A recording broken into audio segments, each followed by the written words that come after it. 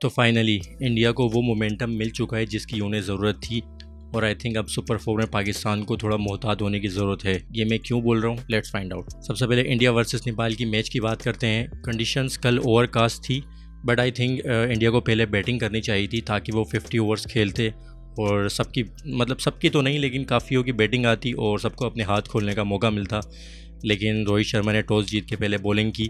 वैसे बॉलिंग ही ज़्यादा फेवर में थी, लेकिन देखा जाए तो सामने नेपाल थी, तो 50 ओवर्स को अच्छी तरह खेल सकते थे सारे बैट्समैन और काफ़ी रन्स बना सकते थे। आई थिंक 350 तो ईजिली बना सकते थे। लेकिन खैर इंडिया ने टॉस जीत के पहले बॉलिंग करने का फैसला किया, और भाई स्टार्ट में ये कैचेस किस तरह ड्रॉप हो रहे थे यार। कोहली ने कैच ड्रॉप कर दिया, ये तो बिल्कुल भी समझ में नहीं आता यार। शायद नेपाल कोई जादू टोना करके आया हुआ था, क्योंकि कोहली से कैच ड्रॉप हुआ और वो ईशान किशन का तो बिल्कुल हाथों में कैच था, वो ड्रॉप हुआ। फर्स्ट जो ड्रॉप हुआ था वो तो स्लिप में थोड़ा मुश्किल था, लेकिन कोहली यार कितना फिट प्लेयर है। उसके बाद उसने बड़ा अच्छा कैच पकड़ा, लेकिन जो फर्स्ट कैच उसने छोड़ा वो बिल्कुल भी समझ में नहीं आया। पावर प्ले के अंदर 3 कैचेस ड्रॉप हो गए, पावर प्ले भी नहीं बल्कि स्टार्ट के कुछ ओवर्स में, जिसका फ़ायदा फिर नेपाल ने उठाया और नेपाल ने काफ़ी अच्छी बैटिंग की। पावर प्ले में स्टार्ट उन्होंने काफ़ी अच्छा लिया, जिसकी वजह से वो यहाँ तक पहुँच सके, वरना इतने रन्स नहीं बनते। तो नेपाल ने पहले काफ़ी अच्छी बैटिंग की पावर प्ले में, और उसके बाद एक विकेट गिरने की देर थी। मैं अपने शॉर्ट्स वीडियोस में भी यही कह रहा था कि एक विकेट गिरने की देर है, क्योंकि ये छोटी टीम है, जाहिर सी बात है एक आध प्लेयर चल गया तो चल गया, वरना जब एक विकेट गिरती है तो उसके बाद फिर सब आउट होने लगते हैं। तो पहली विकेट पार्टनरशिप काफ़ी अच्छी रही, 65 रन उन्होंने बनाए, और जब पहली विकेट गिरी तो बस उसके बाद फिर 77 पे भी विकेट गिरी, और इस तरह फिर गिरती गई। पेसर्स को स्टार्ट में विकेट नहीं मिली, लेकिन बॉलर्स ने अपना भरपूर काम दिखाया, और जाहिर सी बात है इंडिया के पास काफ़ी अच्छे क्वालिटी बॉलर्स स्पिनर्स हैं। जिस तरह कुलदीप ने बॉलिंग की, उसके बाद जडेजा ने बॉलिंग की, तो स्पिन डिपार्टमेंट तो इंडिया का बहुत बेस्ट है। उसके बाद स्क्रीन पे कुछ रिकॉर्ड्स दिखाए गए। 2019 के बाद कैचिंग में सबसे बेहतरीन टीम जिसमें इंग्लैंड थी, उसके बाद दूसरे नंबर पर पाकिस्तानी थी, as a Pakistani proud moment for अस।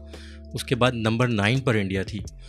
वैसे 75% था इंडिया का भी नंबर 9 पे होने के बाद भी, तो ये कोई इतना बुरा भी नहीं है। मिडल ऑर्डर नेपाल का काफ़ी अच्छा नहीं गया, वो जल्दी आउट हो गए, लेकिन लोअर ऑर्डर उनका काफ़ी थोड़ा बहुत उन्होंने रन्स बनाए, जिसकी वजह से वो 230 के टारगेट तक पहुंच सके। एक तो श्रीलंका में मैचेस का सबसे बड़ा नुकसान ये हो रहा है कि वहाँ बारिशें बहुत ज़्यादा हो रही हैं। एक दफ़ा अंपायर्स ने मैच रोका, उसके बाद फिर 2 सेकेंड में ही, मतलब 1 मिनट के अंदर ही फिर वो वापस चले गए, फिर उसके बाद दोबारा आए, फिर चले गए, तो इस तरह मसले मसाइल चल रहे थे। फिर फाइनली तीसरी दफ़ा में बारिश हो गई थी, 230 पर उनकी ऑल टीम आउट हो चुकी थी।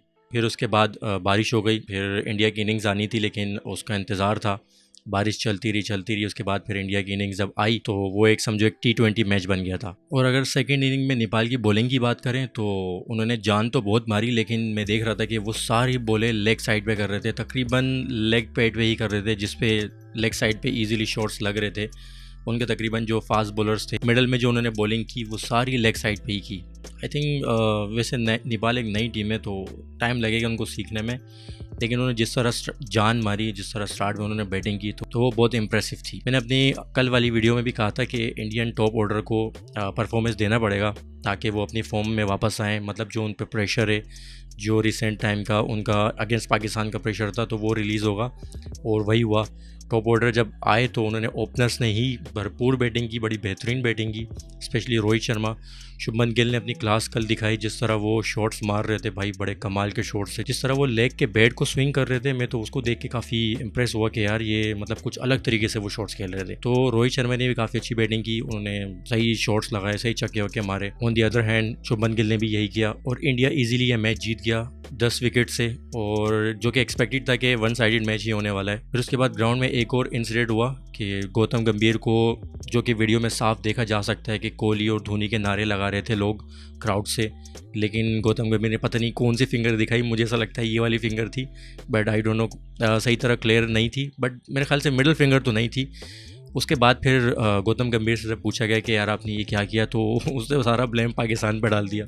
हालांकि वीडियो में साफ देखा जा सकता है कि लोग कोहली और धोनी के नारे लगा रहे थे, लेकिन खैर अगर उन्होंने पाकिस्तान बोला भी तो इतनी तो अब इंडिया की पढ़ी लिखी आवाम है कि वो ख़ुद फैसला कर सकती है कि किस चीज़ के नारे लग रहे थे, और उन्होंने बात घुमाने के लिए पाकिस्तान पे बात डाल दी। खैर ये इंडिया पर है, इंडियन लोगों पर है कि वो इसको किस तरह देखते हैं। फाइनली इंडिया को जीत मिल गई, और जिस जीत की उनको काफ़ी ज़रूरत थी।